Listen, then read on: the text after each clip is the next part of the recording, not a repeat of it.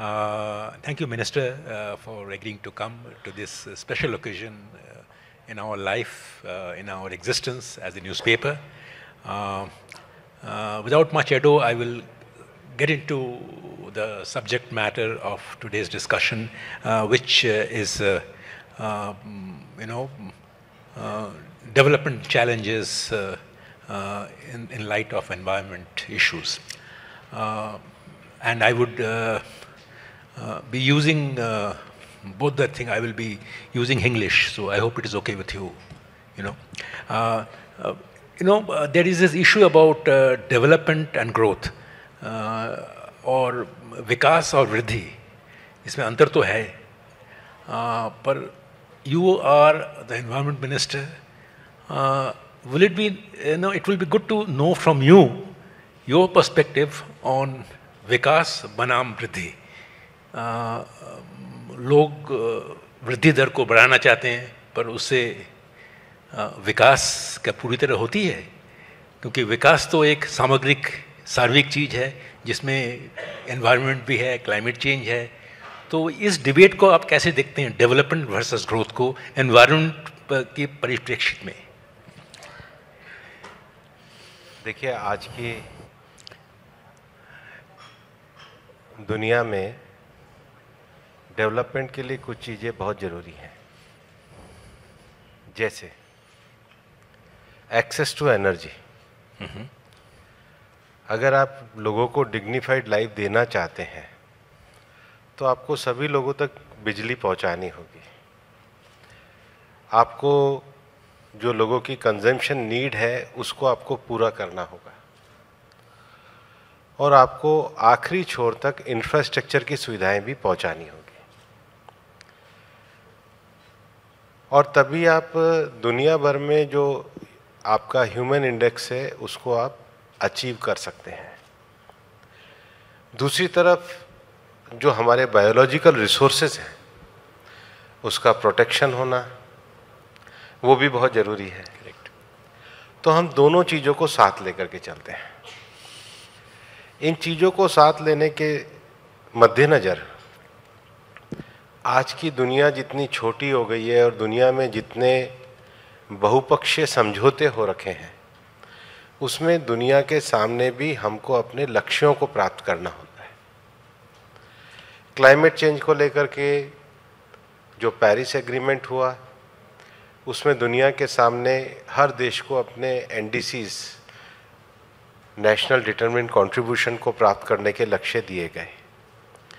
और भारत ने भी हमेशा दुनिया में ये कहा है कि भारत जो वर्तमान में क्लाइमेट चैलेंज के इश्यूज हैं उसमें सॉल्यूशन का पार्ट बनना चाहता है, ना कि प्रॉब्लम का. तो हमने जो अपने एनडीसीज पेरिस एग्रीमेंट में तय करे थे, जिसमें 8 एनडीसीज हमने दिए थे, 3 हमारे क्वांटिटेटिव थे, 5 हमारे क्वालिटेटिव थे. वो 3 में से 2 लक्ष्य तो हमने समय से 9 साल पहले पूरे किए, और ये एकमात्र देश G20 में भारत है जिन्होंने इस लक्ष्य को प्राप्त किया.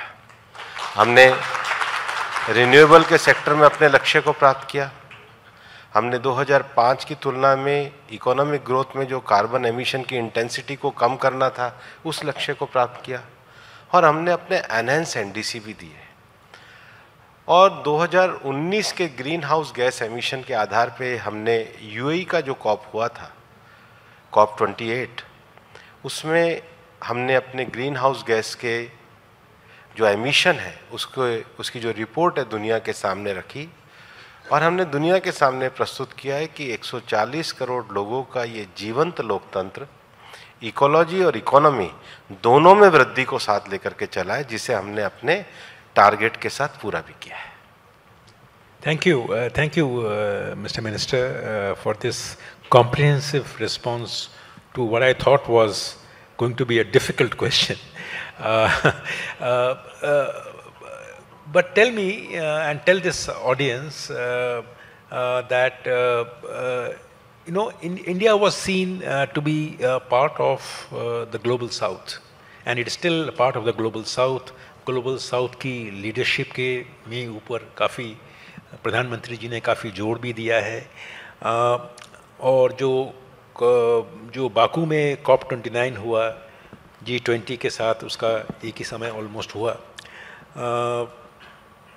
जो लीडरशिप का जो चैलेंज जो है, उस में भारत किस जगह में इस वक्त है? क्या उस लीडरशिप की दौर में अभी भी भारत ग्लोबल साउथ की लीडरशिप लेने में इच्छुक है, समर्थ है? और आगे की दिशा आप कैसे देखते हैं ये ग्लोबल साउथ की दृष्टिकोण से? ये आपने बहुत अच्छा क्वेश्चन किया है। देखिए, जलवायु परिवर्तन का या क्लाइमेट चेंज का जो इशू है, इसका जब इम्पैक्ट होता है तो ग्लोबल साउथ और ग्लोबल नॉर्थ दोनों पे होगा। कल को तूफान आएंगे, मौसम बिगड़ेगा, धरती पे कुछ भी समस्या आएगी तो दोनों को आएगी। मैंने अपनी बातचीत की शुरुआत में आपसे ये कहा था कि एनर्जी एक बड़ा इशू है। ये जो सिविलाइजेशन जिसमें आज हम रह रहे हैं, इसमें 300-400 साल पहले ही बिजली का आविष्कार हुआ होगा, एनर्जी का आविष्कार हुआ होगा, और इसका एमिशन बहुत ज़्यादा है। अब दुनिया में ये बात चलती है कि जो आप एनर्जी के रिसोर्सेज यूज़ कर रहे हैं, इसका एमिशन कम हो, इसके लिए आपको नेट जीरो पे जाना होगा। तो नेट जीरो पे सभी को जाना होगा, करेक्ट। लेकिन सबको नेट जीरो पे जाना होगा, लेकिन एक्सेस टू एनर्जी दुनिया के हर देश के हर व्यक्ति को होनी चाहिए, क्योंकि हर एक को डिग्निफाइड लाइफ का अधिकार है। अब जब सबको इतनी एडवांस टेक्नोलॉजी पे जाना होगा तो उसके लिए दो चीज़ें चाहिए। टेक्नोलॉजी भी वैसी होनी चाहिए सबके पास, और टेक्नोलॉजी के लिए फाइनेंशियल रिसोर्सेज भी होना चाहिए। तो जिनकी हिस्टोरिकल रिस्पॉन्सिबिलिटी है, जिन्होंने हिस्टोरिकली कार्बन एमिशन ज़्यादा किया है, उन्होंने दुनिया के सामने कमिटमेंट किया था कि हम इसकी कमी को पूरा करेंगे। सही। तो भारत ग्लोबल साउथ की आवाज़ जो है, भारत ग्लोबल साउथ की आवाज़ में इस बात में यकीन रखता है कि दुनिया में जलवायु परिवर्तन की लड़ाई को लड़ने के लिए डेवलपिंग कंट्रीज़ को फाइनेंशियल असिस्टेंस और टेक्नोलॉजी सपोर्ट चाहिए। पहला विषय, पहला बात। दूसरा, हम केवल ये मानते हैं कि क्लाइमेट डिस्कशन, माने प्रधानमंत्री जी का जो विज़न है, ये केवल एसी रूम्स के चर्चा का विषय नहीं रह जाए। हमें क्लाइमेट एक्शन ओरिएंटेड फोरम भी बनाने चाहिए। जैसे भारत ने फ्रांस के साथ मिलकर एक कोलिशन बनाया, इंटरनेशनल सोलर अलायंस। करेक्ट। और इंटरनेशनल सोलर अलायंस का हेडक्वार्टर भी आज गुड़गांव में है। यस। दुनिया के 137 कंट्रीज इसके मेंबर हैं। तो हम आपस में नॉलेज शेयरिंग, कैपेसिटी बिल्डिंग के लिए इस अलायंस को लेके क्लाइमेट एक्शन ओरिएंटेड रिन्यूएबल का एक पार्ट बड़ा प्रोग्राम है। दूसरा, जितने भी क्लाइमेट चेंजेस हैं, इसके कारण सबसे बड़ी समस्या जो प्राकृतिक प्रकोप है, नेचुरल डिजास्टर है, उसकी है।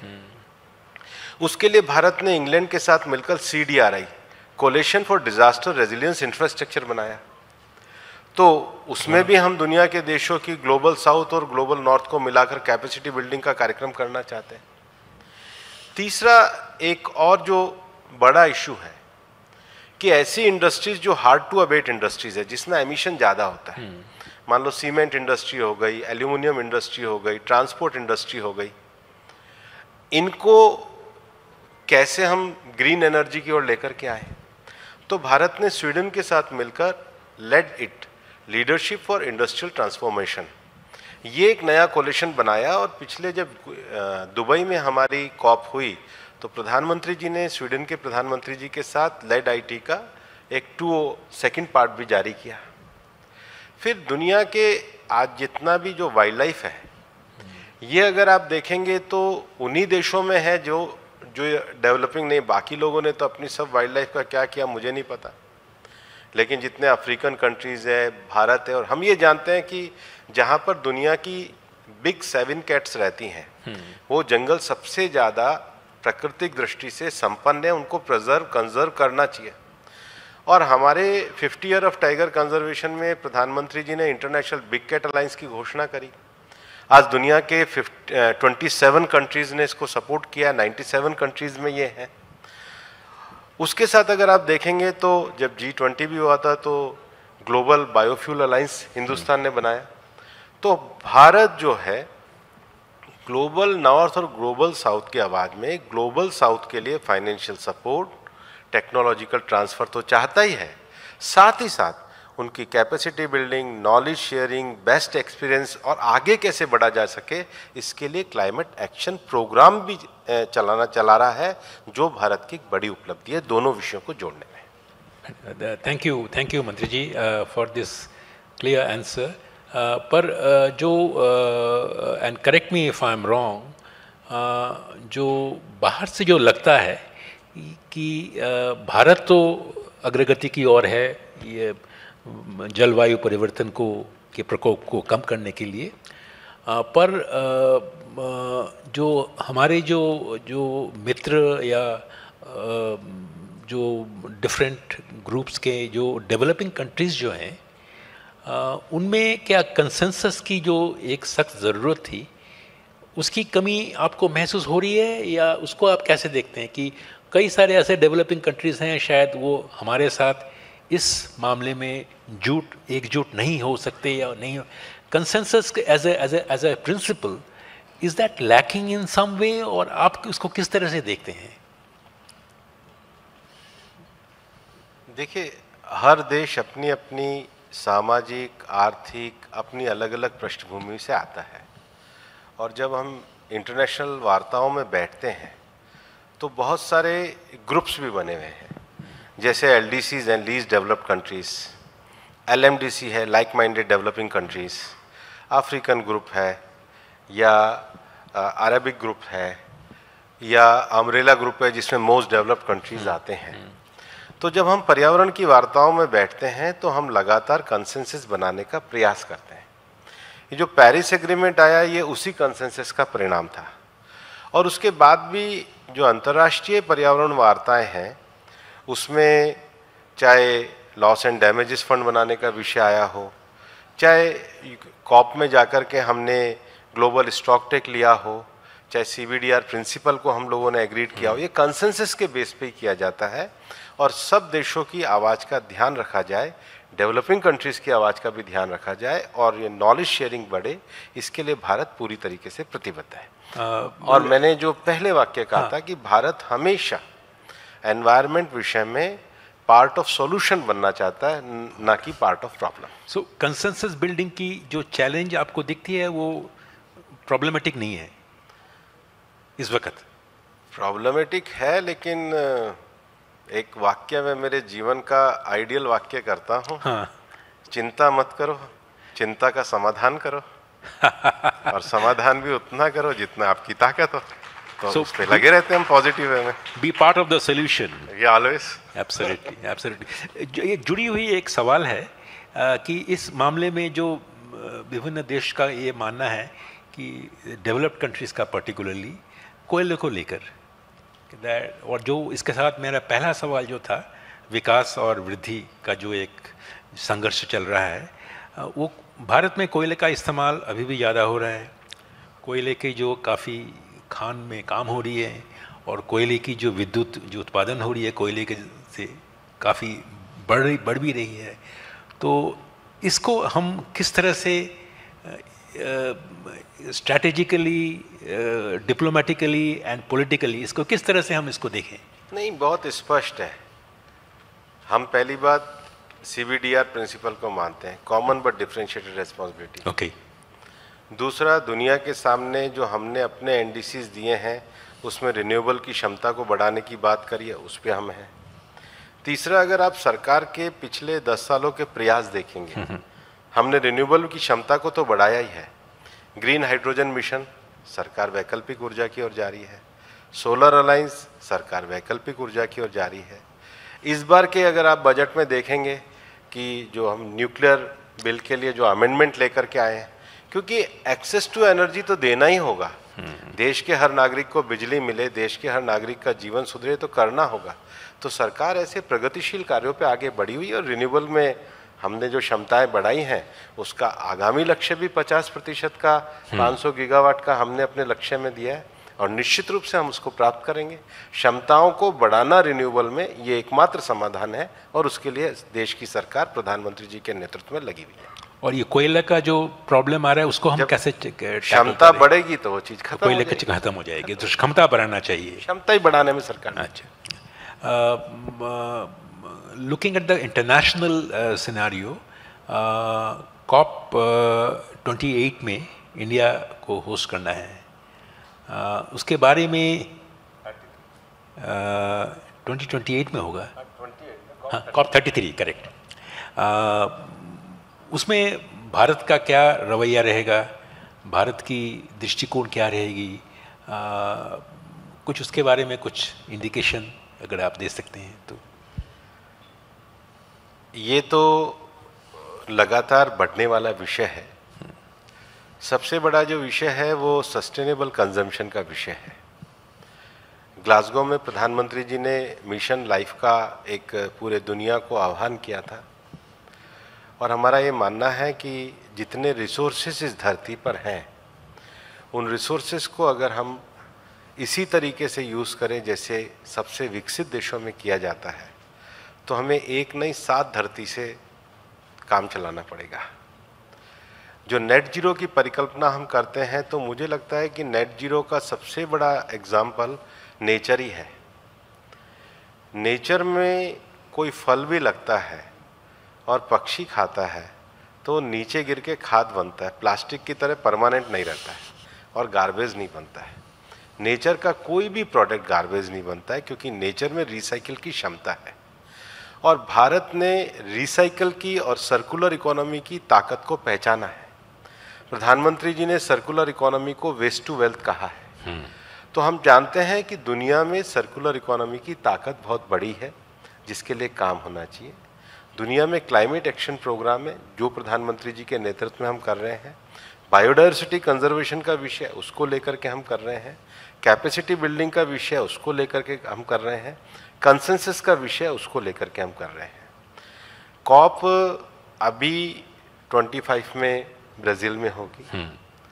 तो हर कॉप अपने जो पिछली कॉप होती है उसके विषयों को लेकर के आगे जाती हैं। तो हम भी जब कॉप का आयोजन भारत जब करेगा तो इंटरनेशनल कंसेंसस को इवॉल्व करने का ही काम करेगा। Okay okay, thank you. जो आपने जो जलवायु परिवर्तन की बात कही, उससे जो उसके जो प्रकोप जो होते हैं नेचुरल डिज़ास्टर्स, उसके बारे में ज़रा बात करते हैं। हमने जो पिछले कई सालों में देखा है, उनकी जो मात्रा बोलिए या उनकी जो फ्रीक्वेंसी जो है, उसमें तो बढ़ोतरी हो रही है हर जगह। हम हर बार दिल्ली में इस गर्मी में भी सोचते हैं कि क्लाइमेट चेंज का हो रहा है। पर 2 सवाल मैं इसमें करूँगा कि एक तो है कि जो क्लाइमेट चेंज के इम्पैक्ट हैं वो अनिवार्य करीब के हैं, मतलब आप उसको रोक नहीं सकते आप। तो एग्रीकल्चर उसका बहुत बड़ा एक इम्पैक्ट उसके ऊपर हो रहा है, और एग्रीकल्चर हमारी अर्थनीति में उसका शेयर तो कम है, 17% 18%, पर उसका जो एग्रीकल्चर डिपेंडेंट जो पॉपुलेशन जो है वो काफ़ी ज़्यादा है। तो एग्रीकल्चर के लिए हम कोई नीति या कोई अप्रोच क्या कर सकते हैं, ये एक बात। और दूसरी बात है कि जो कंस्ट्रक्शन सेक्टर जो है उसको भी इसके ऊपर काफ़ी, और इसमें काफ़ी जॉब्स क्रिएट होते हैं। सो हमने देखा ये क्लाइमेट चेंज इश्यूज़ में एग्रीकल्चर और कंस्ट्रक्शन दोनों में काफ़ी एक धक्का पहुंचता है, और इसको संभालने के लिए आपके अनुसार क्या एक ऐसी कोई नीति या अप्रोच होनी चाहिए जिससे कि हम इसको और भी आगे ले जा सकते हैं? ये आपने ना बहुत अच्छा क्वेश्चन पूछा है। मुझे ध्यान है कि शर्म एल शेख में जब कॉप हुई थी तो यूएन जनरल सेक्रेटरी जो हैं मिस्टर गुटेरेस, उनकी चेयरमैनशिप में एक मीटिंग हुई थी। I was the part of that meeting. Okay. उसमें एक विषय कहा था कि दुनिया के जितने भी छोटे देश हैं उनको अर्ली वार्निंग सिस्टम का एक्सेस होना चाहिए। और आप अगर देखेंगे कि हमने पिछले दिनों जैसे बंगाल में आम्फान को देखा या ताउत के ये हमारे लगातार तूफान देखे हैं। पिछले दिनों जब गुजरात वगैरह में भी डिज़ास्टर आया था तो उसमें कोई भी व्यक्ति हताहत नहीं हुआ था। उसका कारण था कि हमारे जो उपग्रह हैं उनके सिस्टम अर्ली वार्निंग के, वेदर प्रिडिक्ट करने के ऐसे सिस्टम हैं जिसमें नेचुरली साइंस ने अच्छा काम किया, जिसको हमें सभी देशों को देना होगा। हाँ। बल्कि ये जो CDRI मैंने आपको कहा है, coalition for disaster resilience infrastructure, इस कोलिशन का उद्देश्य ही यही है। और जब ग्लासगो में कॉप हुई थी तो प्रधानमंत्री जी के नेतृत्व में, उस समय तत्कालीन ऑस्ट्रेलिया के भी प्रधानमंत्री थे और इंग्लैंड के भी प्रधानमंत्री थे, भारत ने भी उसमें आर्थिक सहायता देके एक और छोटा सा ऑर्गेनाइजेशन बनाया था, आइरिस, जिसमें भारत ने कहा था कि हम अपनी जो उपग्रह की जो जानकारी है, वो जो छोटे देश हैं जैसे गयाना है, जो हमारे वेस्ट इंडीज़ वगैरह के देश हैं, उनको भारत ने आइरिस में वो सुविधाएं उपलब्ध कराने की बात करी थी। और बंगाल की खाड़ी के क्षेत्र में उठने वाले तूफानों के लिए भी भारत इस क्षमताओं को करता है। तो पहला विषय तो ये है प्राकृतिक आपदा से बचने का, और इस पर भी सरकार ने और हमारे मौसम विज्ञान ने, हमारे मंत्रालयों ने अच्छा काम किया और सरकार ने भी इस पर निर्णय लिए हैं। दूसरा, हमारा जो एग्रीकल्चर सेक्टर है वो क्लाइमेट रेजिलिएंट बने, उसके लिए नई पौधे, तकनीक, नए विषयों को कृषि क्षेत्र में भी आगे बढ़ाने का काम कर रहे हैं। लेकिन क्लाइमेट चेंज केवल, आप इसको केवल धरती का तापमान बढ़ना मत मानना, इसका एक और चैलेंज है। और दुनिया में केवल एक कॉप नहीं होती है, 3 कॉप होती हैं। एक कॉप है UNCCF, वो जलवायु का तापमान बढ़ने के लिए है। दूसरी है बायोडायवर्सिटी कॉप, वो लॉस ऑफ बायोडायवर्सिटी को चिंता करने के लिए है। तीसरी जो है वो UNCCD है। करेक्ट। सो वो United nation convention for desertification है। अब ये जो जमीन का बंजरीकरण हो रहा है, इसका सबसे बड़ी चुनौती है। मैं मानता हूं और मैंने दुनिया के सामने भी ये विषय रखा कि जमीन बंजर क्यों हो रही है, पेस्टिसाइड के यूज के लिए। भारत ने पिछले 10 सालों में प्रधानमंत्री नरेंद्र मोदी जी के नेतृत्व में 29 करोड़ किसानों को सॉइल हेल्थ कार्ड दिए। यस। कि आपकी जमीन की क्षमता क्या है, कितना आपको यूज करना चाहिए। जैसे हम अपनी हेल्थ को पहचानते हैं तो अपनी धरती की भी हेल्थ को पहचाने। दूसरा, नेचुरल फार्मिंग पे जोर दिया है। तीसरा, हमने ग्रीनिंग पे जोर दिया, जो एक पेड़ माँ के नाम अभियान है कि धरती को वापस से हरा भरा कैसे किया जाए। क्लाइमेट चेंज को केवल धरती का तापमान बढ़ जाए ऐसा नहीं मानना चाहिए। ह्यूमन इंटरवेंशन के कारण बायोडायवर्सिटी लॉस और जमीन का जो बंजरीकरण का खर्चा है, और इसलिए लोग मेरे को कहते हैं कि इतना बड़ा प्रोग्राम आपने अपने 29 करोड़ किसानों को सॉइल हेल्थ कार्ड दिया। हमने कहा दिया है क्योंकि हम धरती को बंजर होने से बचाना चाहते हैं, इसके लिए हमने काम किया है। एक जुड़ा हुआ सवाल ये है कि सारे जो डेटा आते हैं कि ये क्लाइमेट चेंज में भारत की अर्थनीति की कितनी क्षति होनी है, कोई डेटा कहते हैं कि 2100 सदी में भारत की GDP 3 से 10% गिर जाएगी क्लाइमेट चेंज के कारण। कोई कहता है कि जो भारत की पॉवर्टी रेट जो है वो 3 से 5% बढ़ जाएगी 2040 में। ये सारे जो एस्टीमेट आते हैं सारे विदेशी संस्थाओं से आते हैं। मेरा एक सवाल ये है कि इस दिशा में क्या भारत की अपनी एक कैपेसिटी होनी चाहिए जिससे कि हम अपना estimate, forecasting, because of climate change initiate जो इम्पैक्ट होगा इकोनॉमी में, ऐसी कोई चीज़ क्या रेगुलर इंफॉर्मेशन फ्लो होनी चाहिए, या आपके उसके बारे में क्या अनुमान है, क्या आपका दृष्टिकोण है? देखिए जी, कुछ लोग, दिक्कत यह है कि हमारे डॉक्यूमेंट की स्टडी कम करते हैं और फॉरेन वालों की ज़्यादा करते हैं। सही बात है। मुझे बताइए, पिछले 10 साल में हिंदुस्तान की GDP बढ़ रही है या नहीं बढ़ रही है? बढ़ी। अब मैं आपके बैठे हुए सभी दर्शकों को और आपको कहना चाहता हूँ कि भारत के फॉरेस्ट सर्वे ऑफ इंडिया की नेट पर उपलब्ध है जानकारी, उसको पढ़ लीजिए। 2014 में भारत का जो फॉरेस्ट एरिया था वो 5,39,000 स्क्वायर किलोमीटर था। जो 2024 में बढ़कर 8,27,000 हो गया, तो ये बढ़ा या घटा? नहीं, बड़ा है। तो पर जीडीपी लोग के कह रहे हैं डेफिनेशनल इशू है उसमें। वो तो 2014 में भी था। नहीं, डेफिनेशन शायद थोड़ा बदल गया होगा। नहीं, कुछ नहीं, ऐसा कुछ नहीं हुआ। 2014 में भी था, वही सेम डेफिनेशन था, उसी डेफिनेशन। अच्छा। वही इंस्टीट्यूट कर रहा है, अच्छा, वही साइंटिस्ट कर रहे हैं। हाँ। दूसरा मैं आपको बताऊं, अच्छा। 2014 में हमारे देश में प्रोटेक्टेड एरिया 757 थे, अब वो 1135 हो गए। बढ़े या घटे? बड़े। तो फिर कहाँ, हमारी तो इकोनॉमी भी बढ़ रही है। फिर मैं आपको बता दूं, हमारे यहाँ पर 2014 में, अब इसमें तो डेफिनेशन का इशू नहीं है, अच्छा काउंटिंग का इशू है। हाँ। कि जो टाइगर थे, हाँ। वो 2226 थे 2014 में, वो 3282 हो गए। तो बढ़े या घटे? एकदम बड़े। तो फिर इसमें कोई दो राय नहीं तो है। हमारी, अच्छा, उसके बाद रामासर साइट जो थी वो 2014 में देश में केवल 26 थी, अब हमारी रामासर साइट्स की संख्या बढ़कर 89 हो गई। तो बढ़ी या कम हुई? बड़ी। फिर जो इको सेंसिटिव जोन एरिया था वो 2014 में केवल 9 थे। और ये मैं ऐसा नहीं कह रहा हूँ, मैं कह रहा हूँ नेट पे जाके चेक करो, बाद में मुझे क्वेश्चन करो। वो 2014 में 9 थे, वो बढ़कर 351 हो गए। कितना? काफी बड़ा है। तो बढ़े या घटे? तो मैं आपको ये कहना चाहता हूं कि लोगों को क्या लगता है, जब हम प्रोसीजर को फैसिलिटेट करते हैं तो लोगों को लगता है कि पता नहीं क्या चीज़ हो गई। देश के आंकड़े पढ़िए, देश के आंकड़ों में विश्वास करिए। भारत इकोलॉजी और इकोनॉमी को साथ लेकर के बढ़ रहा है। जो हमने ग्रीन हाउस गैस के, अच्छा, ये जो COP20 इसमें यूए कॉप में जो हमने दिए थे डेटा, वो भी नेट पे अवेलेबल है, और उसको दुनिया के सारे साइंटिस्ट आके एग्जामिन करते हैं।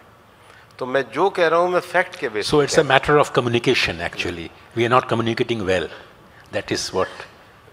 हाँ, No, I mean, this is a very important issue. Yes, ये डेटा और सामने आना चाहिए। कम्युनिकेशन और भी सामने आने चाहिए, वो उसकी, जिससे कि उसकी चर्चा अच्छी तरह से, ठीक तरह से हो। एक सवाल और भी, एक ऐसा ही सेंसिटिव सवाल है कि बहुत लोगों का मानना है कि जो क्लाइमेट चेंज, इसकी डिबेट साल में सिर्फ एक बार होती है।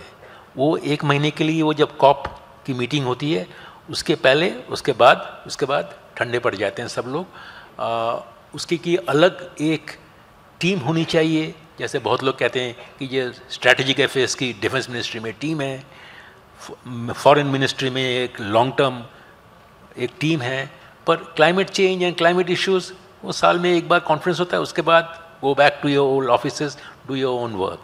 Now is that a wrong impression? And I deliberately raising this issue with you because you are the right person to actually dispel or throw some fresh light on it. देखिए, climate तो हमारे को हर क्षेत्र में प्रभाव डालता है। Urban housing में भी है, इंडस्ट्री में भी है, इंफ्रास्ट्रक्चर डेवलपमेंट में भी है, एग्रीकल्चर सेक्टर के अंतर्गत भी है, फॉरेस्ट्री के अंतर्गत भी है। तो क्लाइमेट तो हमको, और फिर जब हम एनर्जी कंजम्पशन की बात करते हैं तो फिर वो एनर्जी मिनिस्ट्री के साथ भी जुड़ा हुआ है। और इसके लिए देश में एक कोऑर्डिनेशन कमेटी बनी हुई है। और जो बहुत सारा जब ग्रीन ग्रोथ करते हैं तो कोई मिनिस्ट्री ऑफ एनवायरनमेंट का ग्रीन ग्रोथ नहीं होता है, ओवरऑल डेवलपमेंटल एस्पेक्ट का होता है, सबका ग्रीन ग्रोथ होता है। और ये जीवन के साथ जुड़ा हुआ विषय है, तो जीवन को तो इतना सा बांधा नहीं जा सकता जरूर। और फिर कोई एक COP नहीं होती, मैंने अभी कहा है, दुनिया में 3 COP होती हैं। उसके अलावा भी दुनिया में जितने दुनिया भर के बहुपक्षीय वार्ताएं होती हैं उसमें क्लाइमेट महत्वपूर्ण हिस्सा है। और ये भी जो COP होती है, इस COP से पहले दुनिया में 3-4 जगहों पे डायलॉग्स होते हैं। फिर एक कमेटी बना रखी है IPCC, उस कमेटी की रिपोर्ट पे दुनिया भर के साइंटिस्ट इकट्ठा होते हैं। प्री COP होती है, उसमें जाकर के प्रिपरेशन करना होता है। फिर अपने देश के जो आपके अचीवमेंट्स है वो आपको वहाँ पर रखने होते हैं। तो ये कंटिन्यू चलने वाला डायलॉग है। बिजनेस स्टैंडर्ड उसको ज़्यादा माइलेज देगा तो लोग ज़्यादा समझेंगे। आपकी बात हमने सीरियसली ली है, पर जो एक डिमांड तो है कि एक परमानेंट ब्यूरोक्रेसी की, ये गलत डिमांड है, सही डिमांड है, या परमानेंट ब्यूरोक्रेसी ऑलरेडी है? सभी को मिलकर के काम करना पड़ता है।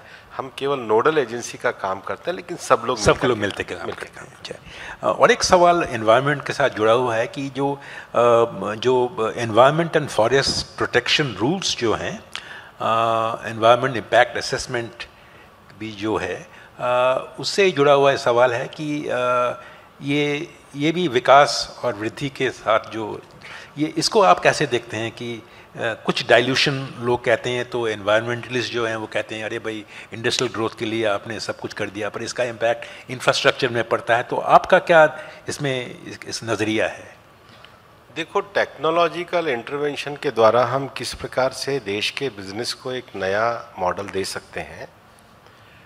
हमारे मंत्रालय में पहले जो एनवायरनमेंट क्लियरेंसेस होती थी वो उसमें 180 से ज़्यादा दिन लगते थे। अच्छा, करेक्ट। 180 दिन का अर्थ कितना हुआ कि अगर आज आपने एप्लीकेशन लगाई है तो 6 महीने लग गए आपके। तो 6 महीने तो आपको एप्लीकेशन इसी में लगेंगे। अब हमने परिवेश पोर्टल बनाया है। कोई भी जगह आप क्लियरेंस लेने जाते हो तो आपको 4 तरह की क्लियरेंस चाहिए। आपको एनवायरनमेंट क्लियरेंस चाहिए, अगर फॉरेस्ट एरिया है तो फॉरेस्ट क्लियरेंस चाहिए, आपको वाइल्ड लाइफ क्लियरेंस चाहिए, और अगर समुद्री एरिया है तो आपको CRZ क्लियरेंस चाहिए। अब हमारे यहाँ क्या होता है कि फाइल चलती है, बोलती नहीं है, बात ही नहीं करती एक दूसरे से। हमने सबको परिवेश के एक पोर्टल पे लेके आए। अब आप देख सकते हो मेरी फाइल DFO के यहाँ है, मेरी फाइल एनवायरनमेंट में, मेरी फाइल यहाँ पर है। उसका परिणाम ये हुआ कि जो पहले 180 से ज़्यादा दिन EC क्लियरेंस में लगते थे, उसको हम रिड्यूस करके 80 के ऊपर ले आए, केवल सिंपल ट्रांसपेरेंसी के माध्यम से। करेक्ट। दूसरा, फॉरेस्ट क्लियरेंस लेने में 361 डेज लगते थे। तो पहले तो 361 डे वहां जाओ, करेक्ट, फिर 180 डे एनवायरनमेंट क्लियरेंस पे जाओ, तो 1.5 साल गया। फिर वाइल्ड लाइफ हो तो और 2-3 साल के लिए जाओ, तो आप कैसे ग्रोथ करोगे? इसको अगर आप मानते हो कि बढ़िया सिस्टम है तो ये बात करने वालों को मुबारक, और इसको अगर एक करके फैसिलिटेट करके लोगों को सही तरीके से देना हो तो ये हमारी सरकार का विजन है, ये हम कर रहे हैं। जो आलोचना करने वालों को बताना चाहिए कि सिस्टम की ट्रांसपेरेंसी में बुरा क्या है। तो हम एक ट्रांसपेरेंट सिस्टम, इफेक्टिव सिस्टम, और जो बिल्कुल मेरिट बेस्ड सिस्टम है, लेकिन उसको करना चाहते हैं। इसीलिए तो हमारे प्रधानमंत्री जी का एक मंत्र है, मिनिमम गवर्नमेंट मैक्सिमम गवर्नेंस। ये परिवेश पोर्टल इसका एक बड़ा उदाहरण है। और इसके साथ क्या NGO के साथ वार्तालाप करना का क्या इसका साथ, क्योंकि बहुत लोग कहते हैं वार्तालाप तो सभी के साथ होती रहती है, और हम तो हमेशा COP में जाते हैं तो जितने भी थिंक टैंक हैं सबको बुला करके बातचीत करते हैं, और हमें किसी से भी कोई बढ़िया सुझाव लेने में कोई आपत्ति नहीं है। ओके। मैं अगर फ्लो मतलब डिस्कशन कर सकते हैं तो आप सवाल लेने में आपको कोई आपत्ति नहीं है? मुझे कोई आपत्ति नहीं, किसी से कोई आपत्ति नहीं है। Please identify yourself. एक साथ पूछ लेंगे, मैं एक साथ जाओ। Correct. Hello sir, this side Saurabh Agarwal from Sequest Capital. I head South Asia. We are leading carbon project developer. We are a multinational. मेरा सवाल है कि इंडिया ने रिसेंटली CCTS स्कीम लॉन्च की है, कार्बन क्रेडिट ट्रेडिंग स्कीम। जरा ठीक से बोलिए, जरा आवाज ठीक से नहीं आ रही है। Now am I clear? हाँ, you are clear now. Yeah. Okay. India has recently launched CCTS scheme, carbon credit trading scheme, and we had this Prakriti 2025 event where we had the inaugural event, और वो अगले साल वो carbon market launch हो जाएगा India में। Now under this scheme ये जो रजिस्ट्री है that does not have a mutual recognition with Verra and gold standard, जो इंटरनेशनल रजिस्ट्रीज है। व्हाट इट मीन्स इज कि जो फॉरेन बायर्स हैं who are the major who are the provide liquidity, और जिनको ज़रूरत है क्योंकि उनकी कंट्रीज़ में ESG नॉर्म्स partially mandatory हो गए, it will not be that lucrative for them to enter this CCTS scheme. So, and I don't know why it has been done, it was long debated, फिर भी अलग अलग है, वो mutual recognition नहीं है। तो do you think like the equity market story, the carbon market story will go that way, the fundamentals of Indian markets are sound enough कि that will over a period of time take this route and that will attract the foreign investors who will provide the much needed liquidity. Okay, carbon trading. Second question. Yeah, go ahead. Sir, I want to ask the minister. You identify yourself. So my name is Shivansh Kumar Raj. I'm from Hindu College, Delhi University. Okay. I wanted to ask you, sir, about EIA 2020. There was a lot of backlash on that. What can you tell us about why did you are talking about environment, and I love the way that you presented statistics to prove that. I have two questions. First of all, in the previous session, Nirmala Sitharaman was here, and she stated about the shift from multilateralism to bilateralism. You're talking about solar alliance and everything. How will that work, given that she stated that multilateral institutions are losing their touch in the same context? Okay. And the second thing about EIA 2020, post facto approval, how does that help the environment? Okay, third question. Yeah, go ahead.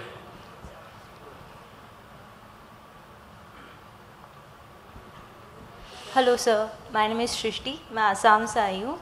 अभी बहुत successful Assam advantage Assam का summit अभी ख़त्म हुआ था, जहाँ पे highlight mostly sustainability पे था। तो two piece of information before I ask my question. आपने कहा था कि ज़्यादा एक्सटर्नल रिपोर्ट पे ध्यान मत दिया करो, पर 2024 वेस्टर्न रिपोर्ट्स तो फिर उसके अलावा ये भी पढ़ा ओके पर अभी कुछ रिपोर्ट था नहीं। तो फिर एक रिपोर्ट है जो नेचर ने लिखा था कि इंडिया अभी इस 2024 में सबसे मेजर प्लास्टिक पोल्यूटेंट कंट्री है, और INC 5 जो हुआ था, जो कि कॉप ऑफ प्लास्टिक ट्रीटी होते हैं, उसमें भी कोई कॉन्क्लूसिव सोल्यूशन नहीं है कि प्लास्टिक हैज़र्ड को कैसे मैनेज किया जाए। और आपने भी अभी कहा कि प्राइम मिनिस्टर मोदी जी सर्कुलरिटी पे फोकस कर रहे हैं, वेस्ट टू वेल्थ को। तो मैं क्वेश्चन आपसे ये था कि व्हाट स्पेसिफिक पॉलिसी और मेजर गवर्नमेंट ले रही है प्लास्टिक वेस्ट को मैनेज करने के लिए, एंड स्पेशली सस्टेनेबल कंस्ट्रक्शन को फोकस करने के लिए, बिकॉज बहुत कंस्ट्रक्शन कंपनी आ रही जो यूज़ कर रही है प्लास्टिक पोल्यूशन को as a wealth for construction. And आप क्या इंसेंटिव दिया जाएगा कंस्ट्रक्शन कंपनीज को in this regard? Thank you. अब ले सकते हैं, 3 सवाल हो गए। 3 बात। हाँ 3, उसके बाद नेक्स्ट राउंड में जाएंगे। तो पहला सवाल तो मिस्टर सौरभ का था। हाँ, कार्बन ट्रेडिंग। तो कार्बन क्रेडिट के विषय में मैं कहना चाहता हूं कि पेरिस एग्रीमेंट का आर्टिकल 6 है। आर्टिकल 6 के अंतर्गत दुनिया भर में रजिस्ट्री स्थापित की जाएगी, लेकिन ग्लासगो में हमने आर्टिकल 6 को पास किया। अब जाकर के 6.2 और 6.4 का काम पिछली बार बाको में पूरा हुआ है। अभी हम लोगों ने जो अपने देश में तैयारी करने की दृष्टि से मिनिस्ट्री ऑफ एनर्जी की तरफ से जो रूल्स और रेगुलेशन है निकाले हैं, लेकिन जब तक आर्टिकल 6.4 में पूरी तरीके से रजिस्ट्री इंटरनेशनल लेवल पर एस्टेब्लिश नहीं हो जाएगी, उसके बाद ही आपके सारे प्रश्न आगे के आएंगे। लेकिन हमारी पहले की तैयारी है, इसलिए हमने पहले कर लिया। लेकिन कार्बन क्रेडिट के साथ साथ हमारी सरकार ने मिनिस्ट्री ऑफ एनवायरनमेंट फॉरेस्ट की तरफ से ग्रीन क्रेडिट का भी एक नोटिफिकेशन निकाला है। वो दोनों का विषय तब आएगा। जहाँ तक ये हिंदू कॉलेज के मिस्टर राज का विषय है, आपके बारे में कहना चाहता हूँ कि मैटर अभी सब जुडिस है, इसलिए इस मंच से नहीं बोलूँगा। तीसरा विषय जो सृष्टि का विषय है, इसमें फिर मैं सृष्टि कह रहा हूँ, डेटा को एक अलग तरीके से पढ़ा करो। दुनिया में जो डेवलप्ड कंट्रीज़ हैं, उन डेवलप्ड कंट्रीज़ का per capita plastic usage 100 kg है, और हमारा जो पर कैपिटा यूज़ है वो अफ्रीकन कंट्री के बराबर है। ये ऐसा ही है जैसे हमें कहते हैं हम चौथे नंबर पे कार्बन एमिशन कर रहे हैं। हमारा चौथे नंबर पे कार्बन एमिशन मतलब दुनिया में हमारा 4.5% का योगदान है, लेकिन हमारी आबादी तो 17% है। अगर 17% डेवलप्ड कंट्रीज़ की पॉपुलेशन को जोड़ दिया जाए तो उनका कार्बन एमिशन 60% है। तो पर कैपिटा में हम कम हैं, पर चूंकि हमारी जनसंख्या ही 140 करोड़ है, जिनकी जनसंख्या 10 लाख है, वो 100 kg करेंगे तो उनका कितना होगा।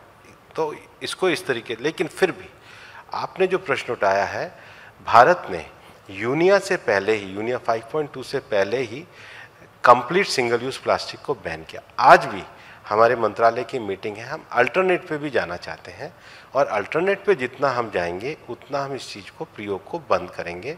लेकिन हमने अपना कमिटमेंट था सिंगल यूज़ को बंद किया है, हमने उसकी मात्रा वगैरह मिनिस्ट्री ऑफ पेट्रोकेमिकल से कराकर पूरी तरीके से नोटिफिकेशन निकाला है, लेकिन हम अल्टरनेट पे भी काम कर रहे हैं। इसके साथ ही साथ हमारी मिनिस्ट्री नौजवानों में जो नए स्टार्टअप हैं, अभी हमने बीच में एक अच्छा कार्यक्रम कराया था ideas for life. Ideas for life है कि जो नौजवान नए स्टार्टअप शुरू करना चाहते हैं, हमने उनको एक बार एक ऐसा विज़न दिया कि आप ज़रा 7 चीज़ों के बारे में सोचो। पहला हमने कहा कि सेव एनर्जी, कैसे नए स्टार्टअप आ सकते हैं जो सेव एनर्जी के लिए काम कर सकते हैं। दूसरा सेव वाटर, आप कैसे नए आइडियाज़ लेके आ सकते हैं टेक्नोलॉजिकल भी जो save water.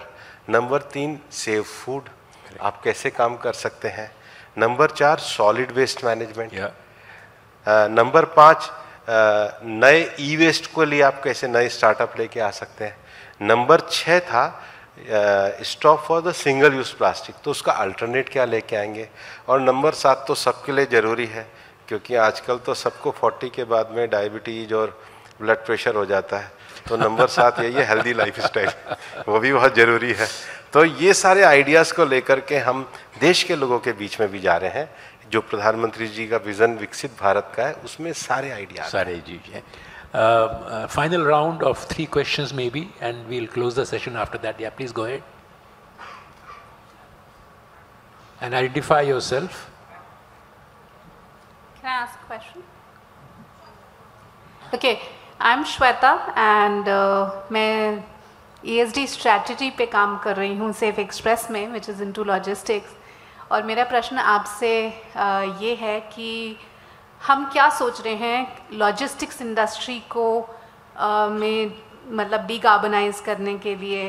What are our strategies specifically EV and then hydrogen, तो ये क्या जर्नी है। And plus EVs, commercial vehicle EVs की स्पेसिफिकली अगर बात की जाए तो लॉन्ग हॉल रूट पे शायद इनका सक्सेस रेट बढ़ाने के लिए गवर्नमेंट जो भी स्टेप्स ले रही है, आगे आने वाले टाइम में हम किस तरीके से उसको आगे लेके जाएंगे एंड किस टाइम ड्यूरेशन में, और कितना लॉन्ग लास्टिंग रहेगा ये till we actually transition to another technology which is hydrogen. So how does it work?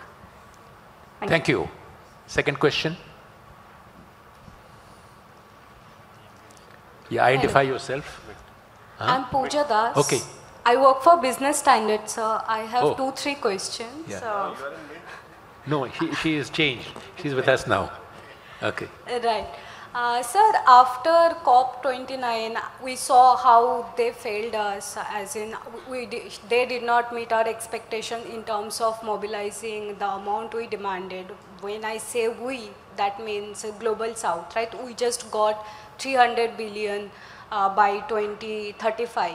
So how is that going to impact our next round of NDCs in terms of setting goals, and is India going to put emphasis on adaptation? That is one. Second being, sir, on air pollution, we face the issue around the year, but it is mostly highlighted during winter, especially in northern regions. So are we working on any comprehensive plan so that we can tackle it just like China did? Okay. Thank you so much. Third, final question. Yeah, that side. We don't go to the back. Yeah.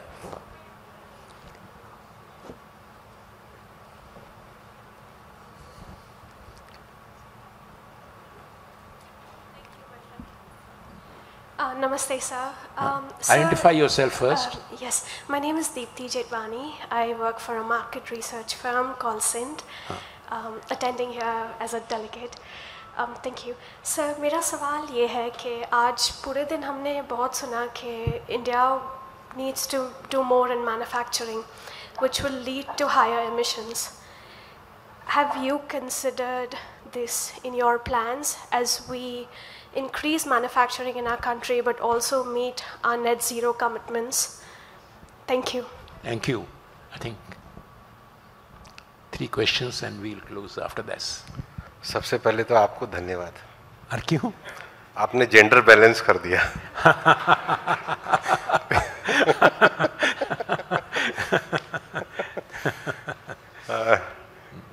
दूसरा, पहला जो question Shweta जी ने किया था logistics को लेकर के, ये पूरा जो स्कोप है ये मिनिस्ट्री ऑफ ट्रांसपोर्ट का है।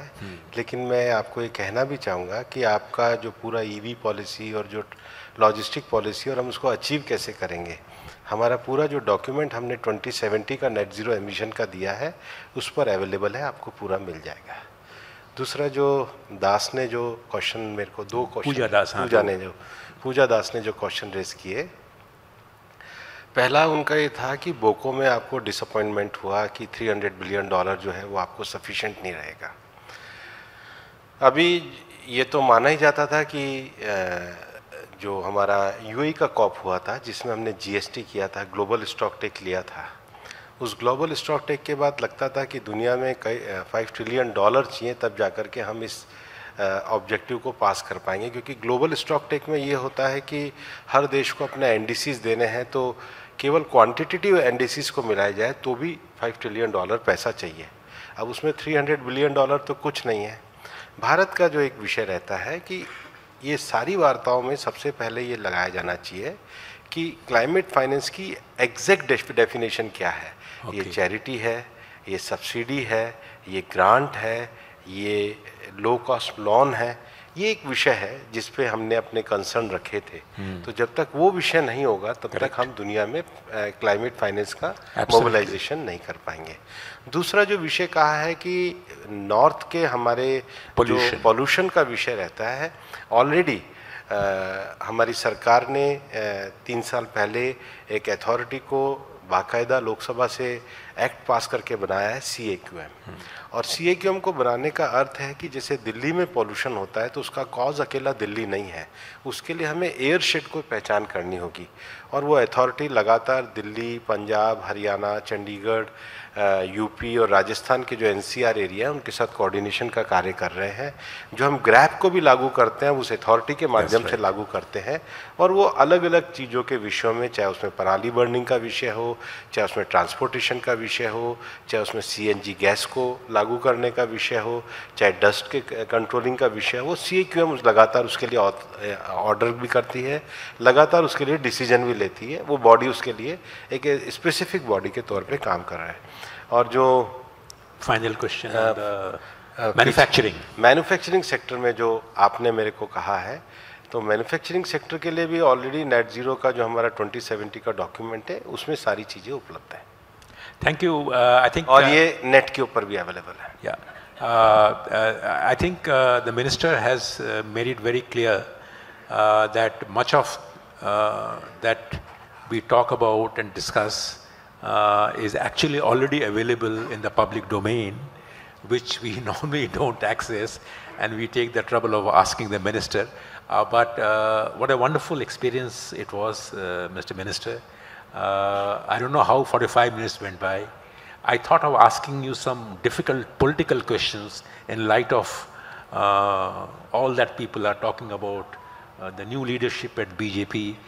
So I thought political question environment question से ज़्यादा इजी होते हैं। दोनों ही पर्यावरण की बात है। Thank you very much. Thank you very much. And if you want to have any closing comments or remarks, please go ahead and feel free.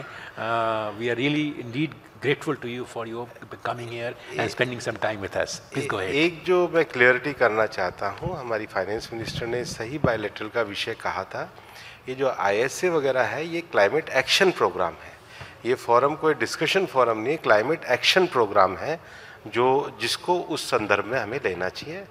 और एक विषय में जो लगातार दुनिया के क्लाइमेट चेंज की वार्ताओं में जाते हुए देख रहा हूँ कि दुनिया में आज प्रधानमंत्री जी के नेतृत्व में भारत की साख भी बढ़ी है, भारत की ताकत भी बढ़ी है। हम सब मिलकर अपना अपना कंट्रीब्यूशन एक 2047 के विकसित भारत के लिए करें। और जब 2047 का विकसित भारत का मंथन हो तो हम एक शक्तिशाली भारत के रूप में बिजनेस स्टैंडर्ड के सामने बैठें, यही मेरा कहना है। Thank you.